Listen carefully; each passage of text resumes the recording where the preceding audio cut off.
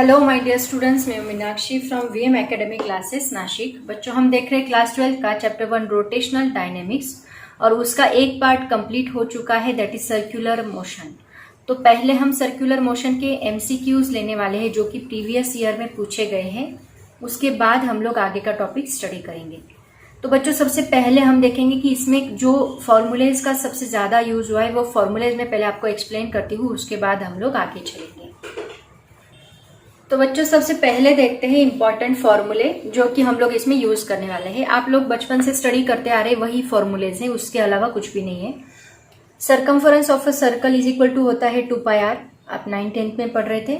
Diameter 2r होता है, 2 times radius होता है। यहाँ r क्या है, सभी जगह पे रेडियस है, सर्कल है तो और ऑब्वियसली यहाँ पे रेडियस रहेगा। उसके बाद हमने टेंजेंशियल एक्सेलरेशन देखा था, आपको याद होगा। सर्कल का पार्टिकल यहाँ पे होता है तो यहाँ पे होता है टेंजेंशियल एक्सेलरेशन एंड यहाँ पे होता है रेडियल एक्सेलरेशन, उसी को हम लोग बोलते हैं सेंट्रीपिटल एक्सेलरेशन। तो यहाँ tangential acceleration and angular acceleration दोनों का रिलेशन क्या होता है, AT is equal to R into alpha. ये बहुत इंपॉर्टेंट है, याद रखो, हमने ये डेरिवेशन डिराइव भी किया था। उसके बाद tangential velocity V is equal to क्या होता है, R इंटू ओमेगा। सब रिवाइज करो इसके पहले का। टेंजेंशियल एक्सेलरेशन होता है R into alpha, V is equal to होता है R into omega. Angular velocity tangential linear velocity, angular velocity linear velocity का रिलेशन, एंगुलर एक्सेलरेशन या लीनियर एक्सेलरेशन दोनों का रिलेशन, इसी को लीनियर एक्सेलरेशन, इसी को टेंजेंशियल एक्सेलरेशन या फिर टेंजेंशियल वेलोसिटी भी बोला जाता है। उसके बाद रेडियल और सेंट्रीपिटल एक्सेलरेशन का फॉर्मूला होता है, स्टार्टिंग में ही हमने यूनिफॉर्म सर्कुलर मोशन में स्टडी किया था। AR इज इक्वल टू होता है V² divide by R। Then angular speed omega is equal to होता है 2π/t is equal to 2πf। ये ऑलरेडी हमने देखा है, बहुत जगह पे यूज भी किया है ये फॉर्मूला, न्यूमेरिकल भी देखे थे हमने इसके ऊपर। Then centripetal force is equal to mv²/r होता है एंड सेंट्रीफ्यूगल फोर्स क्या होता है, -mv²/r। तो ये सभी फॉर्मूलेज आपको यूज करने हैं। और अगर होंगे वर्टिकल सर्कुलर मोशन के जो V lower most, V upper most, वो भी मैंने आपको उसका भी लिस्ट बना के दिया है, वो भी लिस्ट आप लोग फॉलो करो, वो भी हम यहाँ पे यूज करने वाले हैं। तो इसके भी हम लोग टोटल 10 MCQs आज देखने वाले हैं, स्टडी करने वाले हैं। तो चलो स्टार्ट करते हैं 1 by 1। तो बच्चों, सबसे पहला क्वेश्चन देखो क्या है। A particle is performing a uniform circular motion.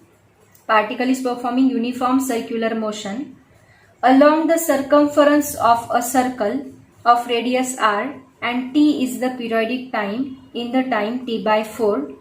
Its displacement and distance covered are respectively. देखो, एक पार्टिकल है जो यूनिफॉर्म सर्कुलर मोशन कर रहा है along the circumference of a circle of radius r है और t क्या है, उसका पीरियोडिक टाइम है। बताती हूँ पीरियोडिक टाइम क्या होता है। तो उन्होंने पूछा है कि इन द टाइम t/4 वो पार्टिकल का डिस्प्लेसमेंट एंड डिस्टेंस क्या रहेगा। CET 2019 में पूछा गया सवाल है। ऑप्शंस हम लोग बाद में देखेंगे, फिलहाल देखो मैं आपको क्वेश्चन क्या है पहले एक्सप्लेन करती हूँ। देखो बच्चों, सबसे पहले एग्जाम्पल में दिया क्या है वो मैं आपको एक्सप्लेन करती हूँ। उन्होंने क्या बोला है कि एक पार्टिकल सर्कुलर मोशन परफॉर्म कर रहा है और उसका टाइम पीरियड उन्होंने दिया है t, मतलब जो सर्कल में वो रोटेट हो रहा है उसकी रेडियस उन्होंने r बोली और उसका टाइम पीरियड मतलब क्या होता है, पार्टिकल यहाँ से निकला, वापिस इतना सर्कल कंप्लीट करके यहाँ पे वापिस आएगा, उसको हम बोलते हैं टाइम पीरियड। वो कितना दिया है उन्होंने, t जितना दिया है। तो ये टोटल सर्कल कंप्लीट करने के लिए उसको t जितना टाइम लगता है। तो यहाँ तक जाने के लिए उसको कितना लगेगा, पहले यहाँ का बोलती हूँ। ये इसका हाफ है, मतलब ये इसका हाफ कितना होगा, t/2 होगा। t/2 का हाफ कितना होता है, t/4 होता है। एंड यहाँ पे कितना रहेगा, 3t/4 रहेगा।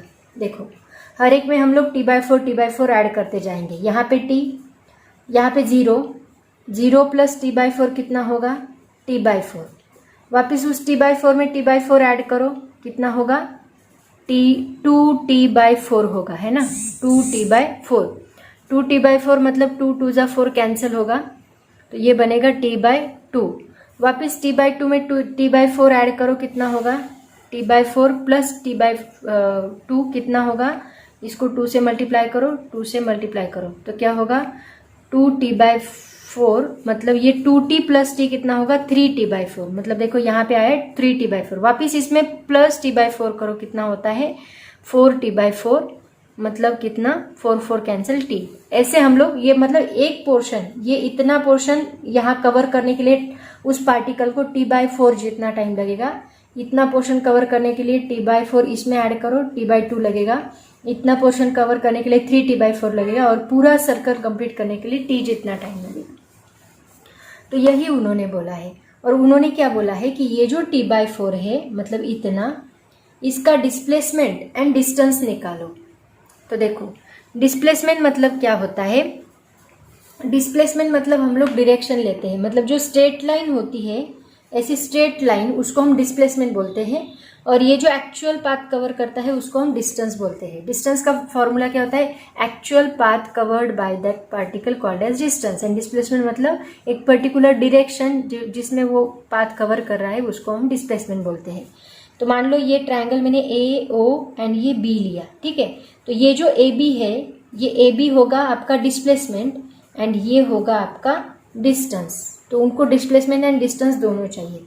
तो देखो यहाँ भी ये ट्रायंगल के बारे में सोचो, ये आर है तो ये भी रेडियस ही है, मतलब ये भी आर रहेगा, ये आर, तो हम ये साइड निकाल सकते हैं। देखो आपने 10th में पाइथागोरस थ्योरम लर्न किया है, जो हम राइट एंगल ट्रायंगल के लिए यूज करते हैं, उसका यूज करके आप लोग ये साइड निकाल सकते हैं।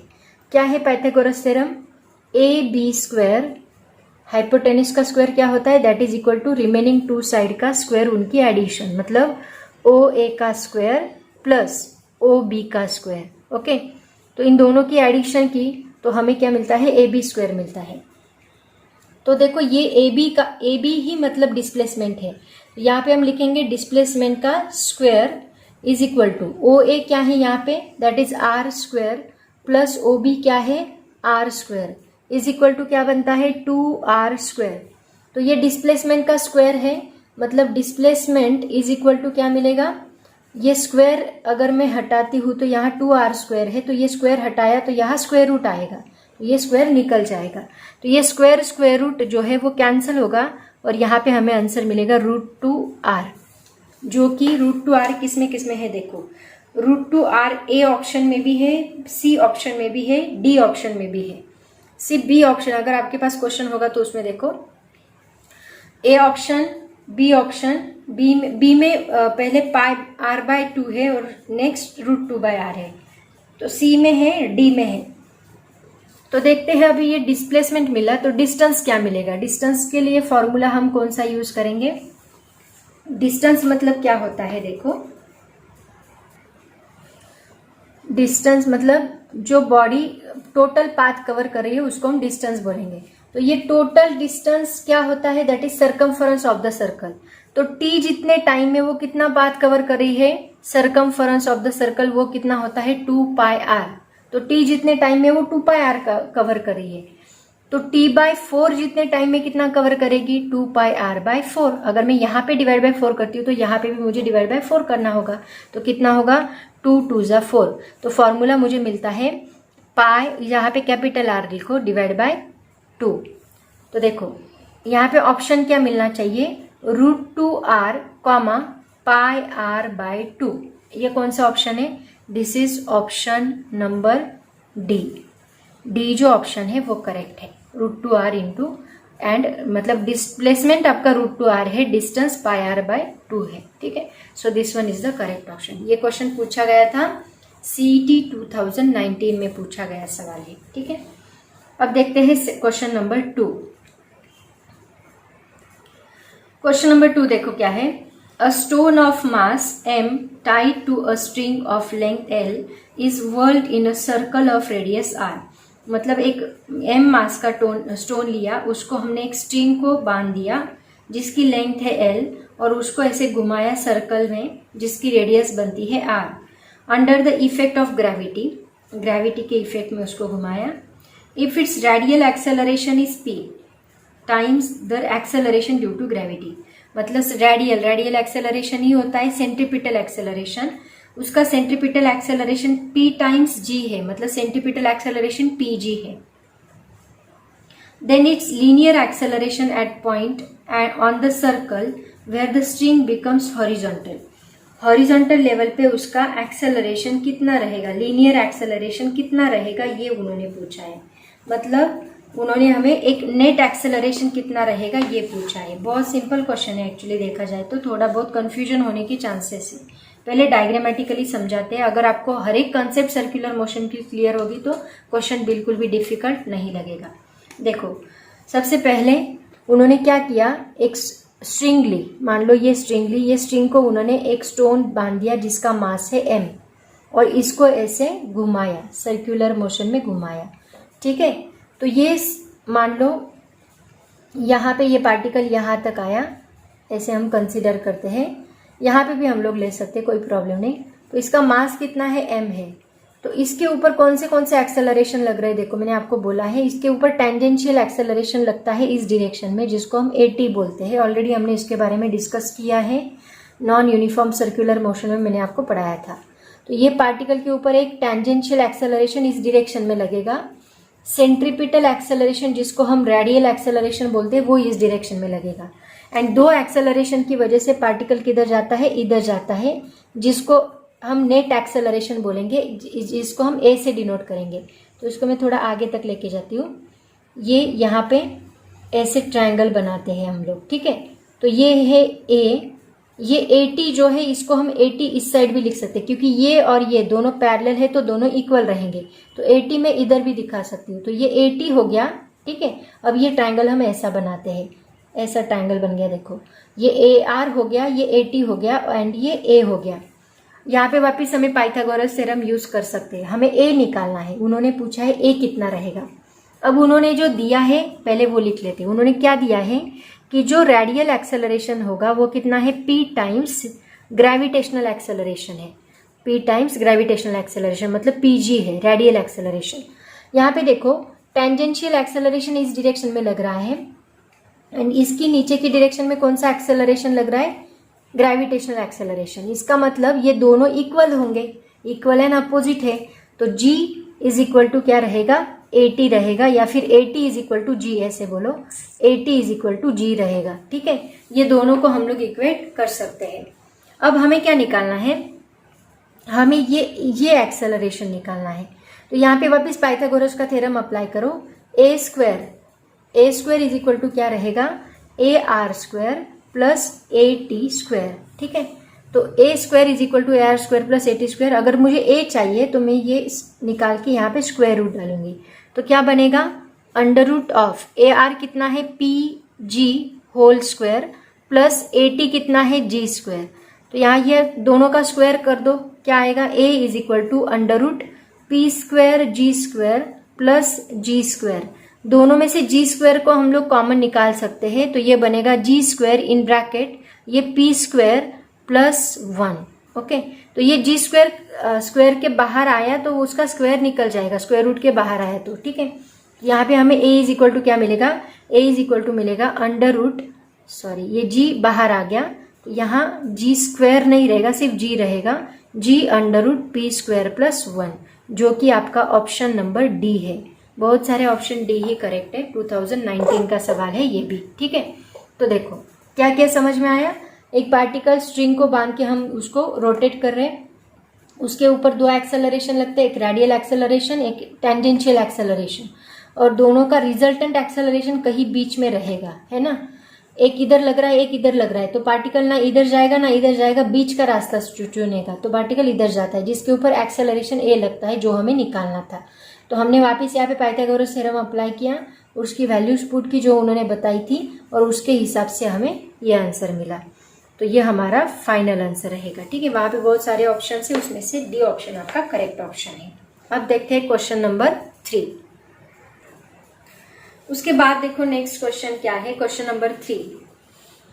A wheel completes 2000 revolutions to cover a distance of 9.42 kilometre. The diameter of this wheel is, देखो ये सिंपल क्वेश्चन है एक्चुअली, अलग तरीके से पूछा है उन्होंने। Wheel completes 2000 revolution to cover the distance of 9.42 kilometre. 2000 revolution में वो कितना डिस्टेंस कवर करता है, 9.42 किलोमीटर। और उसने उसमें डायमीटर ऑफ व्हील पूछा है। मतलब देखो क्या क्या करना है हमें, एक रिवॉल्यूशन मतलब ये 1 रिवॉल्यूशन, 1 रिवॉल्यूशन में कितना पाथ कवर होता है, 1 रिवॉल्यूशन में एक सरकमफरेंस कंप्लीट होता है 2 पाई आर, एक रिवॉल्यूशन में इतना। तो 2000 रिवॉल्यूशन उन्होंने बोला है, कितना 2000 रिवॉल्यूशन। 2000 रिवॉल्यूशन मतलब कितना रहेगा, 2000 इंटू 2 पाई आर रहेगा, 2000 इंटू 2 पाई आर, राइट ना। 1 रिवॉल्यूशन मतलब 1 2 pi R, 2 2 pi R, 3 2 pi R, 4, ऐसे 2000 2 पाई आर बनेगा, इतने रिवॉल्यूशन। तो उसमें कितना कंप्लीट किया, 9.42, राइट, 9.42 किलोमीटर। देखो इसको पाई में कन्वर्ट कर लेते हैं हम लोग। पाई की वैल्यू क्या होती है 3.14। अगर मैं इसको 3 से मल्टीप्लाई करूँ तो कितना बनेगा, ये 3 4 ज़ा 12, 1 4 9, राइट। अगर मैं 3.14 को 3 से मल्टीप्लाई करती हूँ तो मुझे यही वैल्यू मिलती है। देखो एक्चुअली उन्होंने इसीलिए वैसे दिया है ताकि हमें ये पाई हम कैंसिल कर सकते हैं। अगर मैं 9.42 की जगह पे 3 पाई लिखूं तो चलेगा, क्योंकि 3 पाई का मल्टीप्लीकेशन क्या आएगा, 3 इंटू 3.14, इन दोनों को मल्टीप्लाई किया तो 9.42 मिलता है। देखो तो इस 9.42 की जगह पे मैं 3 पाई लिख सकती हूँ, ठीक है ना, कर सकते हैं हम लोग।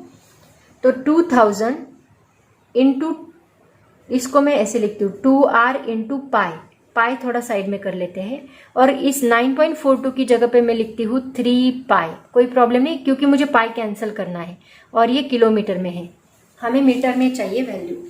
उन्होंने पूछा क्या है, उनको क्या लग रहा है, डायमीटर लग रहा है। डायमीटर आपको पता है, मैंने आपको फॉर्मूला दिया, डायमीटर इज इक्वल टू होता है 2 टाइम्स रेडियस। तो इस 2r की जगह पे हम लोग ये डायमीटर पुट कर सकते हैं। तो देखो ये सभी वैल्यूज को उधर शिफ्ट कर दो, यहाँ पे बस 2r रहने दो। 2r इज इक्वल टू ये 3 पाई किलोमीटर का, किलो मतलब कितना होता है 1000 होता है, तो किलो की जगह पे मैंने 1000 पुट किया और मीटर लिखा, डिवाइड बाय ये 2000 इस साइड आके डिवाइड होगा 2000, एंड ये पाई भी इस साइड आके डिवाइड होगा, क्योंकि ये दोनों यहाँ पे मल्टीप्लाई है, अगर मैं उधर शिफ्ट करती हूँ तो डिवाइड होते हैं। तो ये पाई कैंसिल होता है, 0 0 कैंसिल होता है, ये 0 कैंसिल, ये 0 कैंसिल, बचा क्या 2r मतलब डायमीटर इज इक्वल टू होता है 3/2, ये 3 बचा 2 बचा, तो क्या होगा 1.5। तो 1.5 मीटर ये हम इस व्हील का डायमीटर रहेगा। कितना सिंपल था देखो, आपको बस उन्होंने क्या बोला, 2000 रिवॉल्यूशन में 9.42 डिस्टेंस किलोमीटर कवर करता है। इसका मतलब एक रिवॉल्यूशन में वो 2 पाई आर कवर करता है, तो 2000 रिवॉल्यूशन में 2000 2 पाई आर मतलब 9.42 कवर करेगा। इसको हमने 3 पाई के फॉर्म में लिख लिया और कैंसिल हो गई सभी चीजें, 1.45। ये लॉजिकल थिंकिंग ही आपका कॉम्पिटेटिव एग्जाम्स में चेक किया जाता है। तो आपका फाइनल आंसर क्या रहेगा, 1.5 मीटर। अगेन ऑप्शन कौन सा है यहाँ पे, डी ऑप्शन करेक्ट है। ये भी डी ऑप्शन में ही आ रहा है, बहुत सारे ऑप्शंस डी ही करेक्ट है, बाय चांस हो रहा है ये, ठीक है। अब देखते हैं नेक्स्ट भी बहुत ईजी है देखो। तो बच्चों उसके बाद क्वेश्चन नंबर 4 देखो क्या है, the ratio of the angular speed of the hour hand of a clock to that of its minute hand is. देखो एंगुलर स्पीड हम किससे डिनोट करते हैं, उनको क्या चाहिए पहले वो बताती हूँ मैं आपको। ये भी CET 2019 के बहुत सारे सेट्स हैं, तो उसमें से सभी क्वेश्चंस हम देख रहे हैं। उन्होंने पूछा है कि एंगुलर स्पीड हम ओमेगा से डिनोट करते हैं, किसका, angular speed of hour hand. मतलब वॉच होता है, वॉच का एक मिनट हैंड होता है और दूसरा आर हैंड होता है ना, छोटा सा आर हैंड, बड़ा मिनट हैंड। तो angular speed of hour hand divide by angular speed of minute hand, इनका रेशो उन्होंने पूछा है। ओके, तो सबसे पहले तो हमें फॉर्मूला पता होना चाहिए आर हैंड का एंड मिनट हैंड का। एंगुलर स्पीड का फॉर्मूला पहले देखते हैं। एंगुलर स्पीड का फॉर्मूला क्या है, 2 पाई/t। ऑलरेडी मैंने आपको स्टार्टिंग में ही बताया फॉर्मूले, तो उसमें से ये फॉर्मूला यूज होगा। ओमेगा इज इक्वल टू होता है 2 पाई/t। तो पहले ओमेगा आर हैंड का लेते हैं, आर हैंड मतलब 2 पाई/t/r। t मतलब क्या, time required to complete 1 oscillation, 1 rotation. तो मुझे बताओ ये आर हैंड है, ये आर हैंड का एक रोटेशन कितने घंटे में कंप्लीट होगा, 12 घंटे में, राइट ना, क्योंकि वॉच का एक रोटेशन 12 घंटे का होता है। तो ये आर हैंड एक पूरा रोटेशन कंप्लीट करने के लिए उसको 12 आवर्स लगेंगे। तो इसकी जगह पे हम लोग 12 पुट कर सकते हैं, तो मैं यहाँ पे लिखूँ 2π/12, 12 आवर्स, दोनों आवर्स में पुट करते हैं, ठीक है, 2π/12 आवर्स। अब लेते हैं angular speed of minute hand. Minute hand का भी वही फॉर्मूला आएगा, 2π/t मिनट। लॉजिकल थिंकिंग बढ़ाओ। अब देखो ये मिनट हैंड है, मिनट हैंड का एक रोटेशन कंप्लीट होगा, मतलब कितना घंटा लगेगा उसको एक रोटेशन, एक रोटेशन में वो 60 मिनट्स कंप्लीट करेगा। 60 मिनट हमें आवर्स में लिखना है, क्योंकि हमने इसका आवर्स में लिखा है तो एक ही यूनिट रखो, ये आवर्स में लिखा तो ये भी आवर्स, यहाँ 60 मिनट मत लिखो। तो यहाँ पे 2π/60 मिनट, 60 मिनट मतलब कितना हुआ, इसका एक रोटेशन कंप्लीट करने के लिए उसको 60 मिनट्स लगेंगे, 60 मिनट मतलब 1 घंटा। तो मैं यहाँ पे लिखती हूँ 2π/1 आवर्स, ठीक है। तो अभी इन दोनों का रेशो हमें निकालना है। उन्होंने क्या पूछा, इन दोनों का रेशो क्या आएगा। तो देखो यहाँ पे मैंने इधर लिखते हैं ω/आवर्स hand divide by ω minute hand is equal to, दोनों की वैल्यू पुट कर दो, 2π/ ये कितना है 12 hours, 2π/12 hours divide by 2π/1 hours, है ना, ये मिनट का ये आवर्स का 1 आवर्स। यहाँ 12 2π दोनों का कैंसिल होता है, ये 1 ऊपर जाएगा 12 नीचे आएगा, तो 1 डिवाइड बाय 12, ये डिवाइड बाय 12 नीचे आएगा, 1 ऊपर मल्टीप्लाई होगा, 1 डिवाइड बाय 12 मतलब आपके ऑप्शंस में उन्होंने 1:12 ऐसे ऑप्शंस दिए हैं, ठीक है। तो ये भी ऑप्शन कौन सा है, it is the option C. अब डी नहीं है, ये आपका ऑप्शन दिया है सी में, तो करेक्ट ऑप्शन कौन सा है, सी, ओके। ये सभी एमसीक्यूज आप खुद लिखने वाले हो। So this one is the question number 4। अब देखते हैं क्वेश्चन नंबर 5 क्या है। क्वेश्चन नंबर 5 बहुत ही इजी है, देखो क्या है।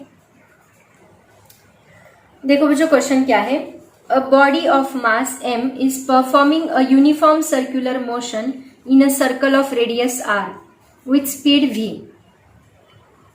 मतलब एक बॉडी जिसका मास m है, यूनिफॉर्म सर्कुलर मोशन परफॉर्म कर रहा है जिसका रेडियस r है विथ स्पीड v।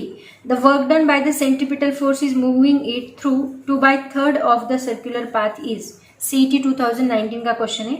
ऑप्शंस देखो क्या दिए हैं, mv² πr, 2π mv⁻²r divide by 3, c0 2 mv² π divide by 3।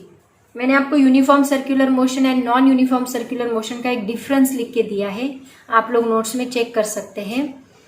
उन दोनों के डिफरेंस में मैंने 3rd पॉइंट लिख के दिया है कि tangential force uniform circular motion का 0 होता है, उसकी वजह से वर्क डन यहाँ पे 0 होता है। अब यहाँ सेंट्रीपिटल फोर्स हो कुछ भी दे, लेकिन टेंजेंशियल फोर्स 0 है, उसकी वजह से वर्क डन यहाँ पे 0 ही रहेगा। तो बिना सोचे समझे आप डायरेक्टली सी के ऊपर टिक कर सकते हो। हमेशा याद रखो यूनिफॉर्म सर्कुलर मोशन में वर्क डन 0 होता है। क्यों, देखो यूनिफॉर्म सर्कुलर मोशन मतलब बॉडी कवर इक्वल, बॉडी का जो वेलोसिटी है टेंजेंशियल वेलोसिटी ये हमेशा क्या रहेगा, सेम रहेगा एट एवरी पॉइंट।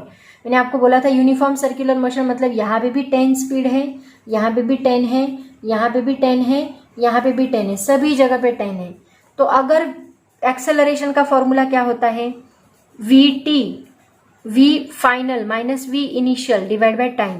तो ये भी 10 है, ये भी 10 है, तो आपका टाइम चाहे कितना भी हो, लेकिन ऊपर की वैल्यू 0 है तो एक्सेलरेशन 0 ही रहेगा। और फोर्स का फॉर्मूला क्या है, मास इंटू एक्सेलरेशन। अगर ये मास कुछ भी हो लेकिन एक्सेलरेशन 0 है तो फोर्स क्या रहेगा, 0 रहेगा। अगर फोर्स 0 है तो वर्क डन का फॉर्मूला क्या है, फोर्स इंटू डिस्प्लेसमेंट। अगर फोर्स ही 0 है तो डिस्प्लेसमेंट कुछ भी रहे ये क्या रहेगा, 0 रहेगा। इसका मतलब work done in only in uniform circular motion, work done in uniform. अगर ये सर्कुलर मोशन नॉन यूनिफॉर्म होती तो वर्क डन हमें 0 नहीं मिलता, क्योंकि यहाँ 10 है, यहाँ 20 है, यहाँ 30 है, हर जगह पे वेलोसिटी अलग अलग है। तो एक्सेलरेशन रहेगा, एक्सेलरेशन रहेगा तो फोर्स रहेगा, फोर्स रहेगा तो वर्क डन रहेगा। सिर्फ यूनिफॉर्म सर्कुलर मोशन में हमें वर्क डन क्या मिलता है, 0 मिलता है। तो आपका करेक्ट ऑप्शन कौन सा रहेगा, सी, ये करेक्ट ऑप्शन रहेगा। ठीक है, समझ में आया सबको।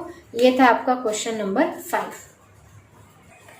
नेक्स्ट क्वेश्चन देखो बच्चों, क्वेश्चन नंबर 6 क्या है, if the radius of the circular path and frequency of revolution of a particle of mass m are double, radius double की, फ्रीक्वेंसी डबल की, याद रखो, रेडियस डबल की, फ्रीक्वेंसी डबल की, then the change in its kinetic energy will be EI and EF are the initial and final kinetic energies of the particle respectively. CET 2019 का सवाल है, उन्होंने चेंज इन काइनेटिक एनर्जी पूछी है। अगर हमने रेडियस डबल की, फ्रीक्वेंसी डबल की, तो काइनेटिक एनर्जी चेंज कितनी होगी, ऐसे उन्होंने क्वेश्चन पूछा है।